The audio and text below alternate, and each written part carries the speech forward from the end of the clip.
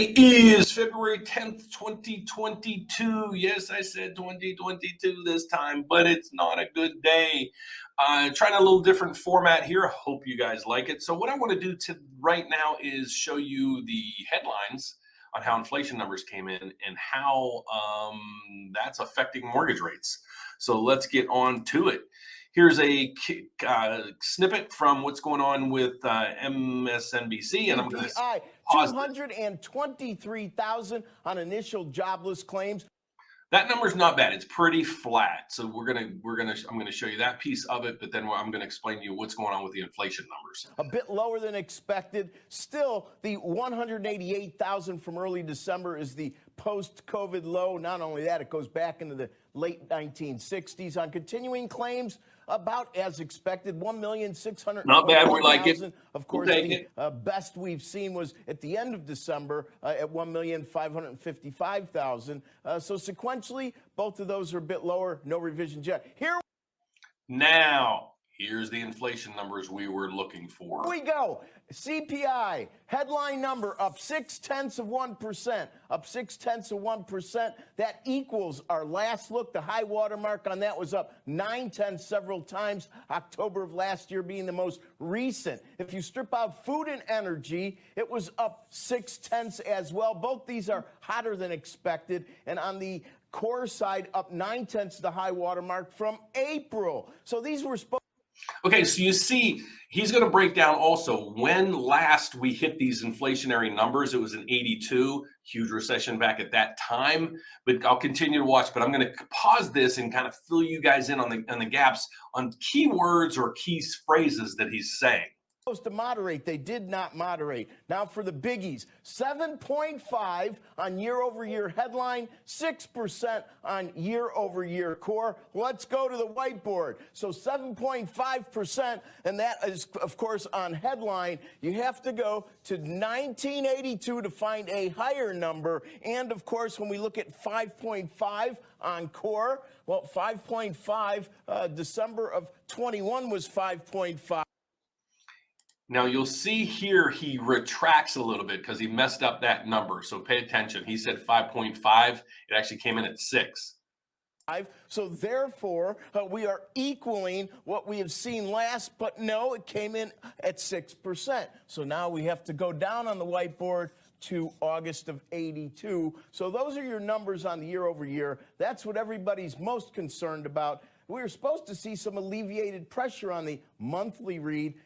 We could frame it quite simply. 1/3 of CPI is housing, it's rent, home equivalent rent. And we all know that it's very unlikely these rents, which have been surging, are going to be going down anytime soon.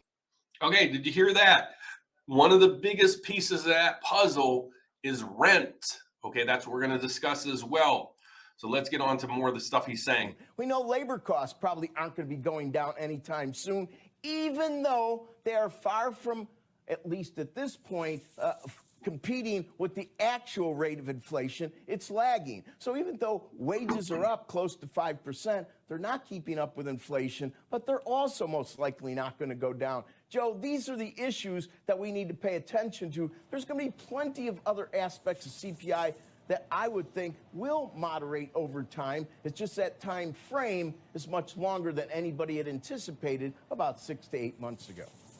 Okay, so what he meant there is, like I'm saying a lot of this is going to be transitory, meaning rents can't keep going up at 18% as a tick.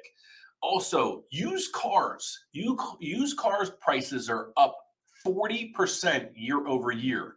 You're going to have gas prices, that's fuel and energy, that's up substantially. So you take rent, you take used cars, you take energy, that's the biggest piece of this puzzle. Also, you got labor costs increasing, but not to the extent that it should be blowing out the markets. So let's continue with this.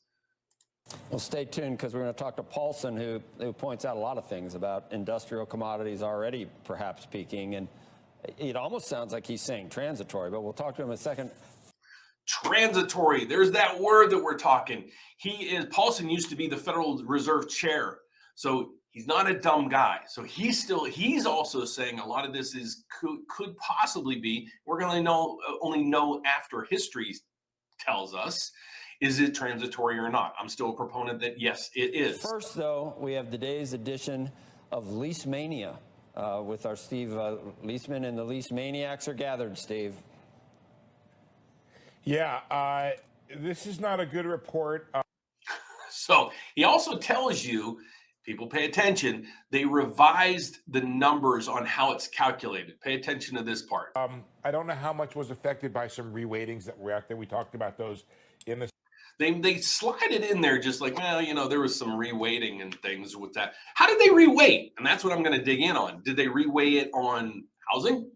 Did they reweigh it on food, energy? That's what we're going to dig into, and I'm going to let you guys know what's going on with that.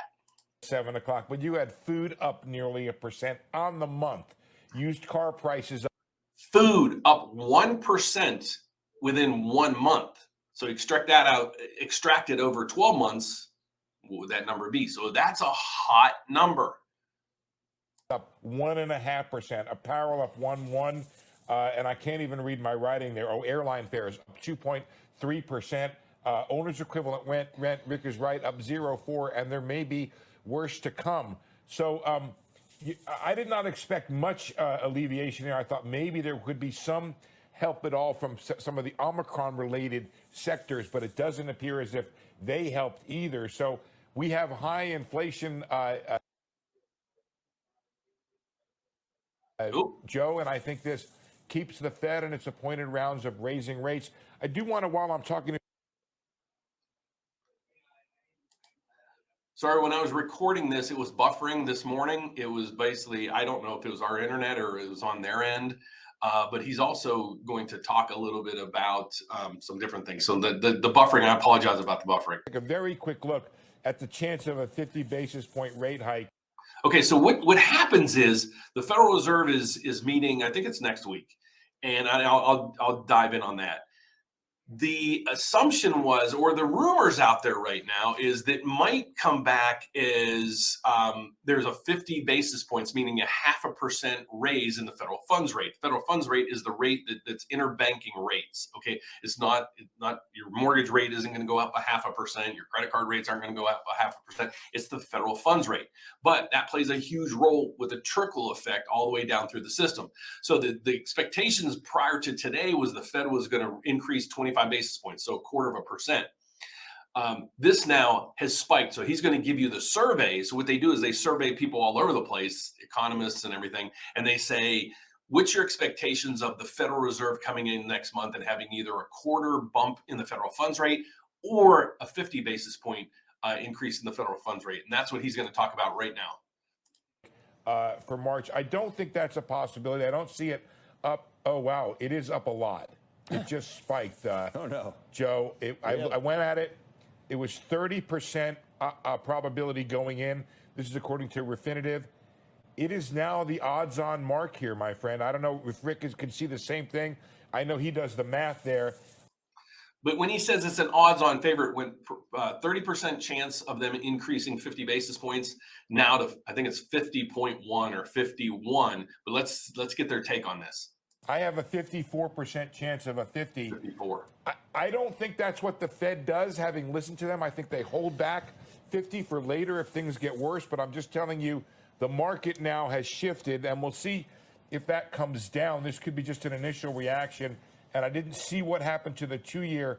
I'm sorry, I know you got somebody else to bring in, but I would love to hear from Rick. Zoom in. 2 years up to 145. Zoom, 145, yeah. Up to 198.